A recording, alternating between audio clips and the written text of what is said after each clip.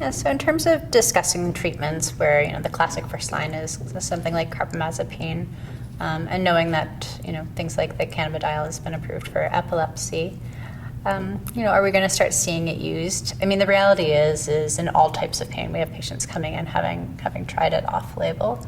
I think we need more research there. I'm not aware of any off the top of my head. Doesn't mean it doesn't exist. For trigeminal neuralgia, I've had some patients where they've tried it, and I think like most of the times that I've seen it tried, I've seen the whole spectrum of it. It does something, it does nothing. I don't know that I've seen anyone tell me it makes it worse, but I haven't seen anything miraculous with it yet.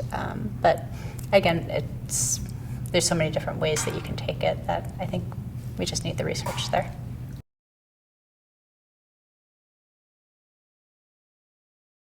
I find I can often get some pretty good control pharmacologically. I will usually try at least 2 agents before we start to really put them down into the surgical route.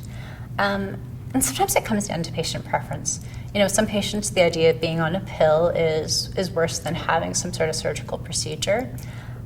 So I don't necessarily have a consistent system or consistent timing, or that I'm always just doing it because they're refractory. It's really from how you individualize it for the person in front of you. Some people they really want that, and other people are like, I will do anything to not have to have surgery. That sounds awful.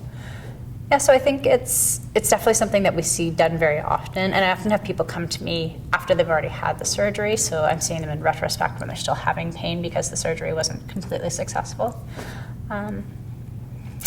So I don't know that I have a good sort of a third of people are refractory, so I send them for surgery. It's messier than that.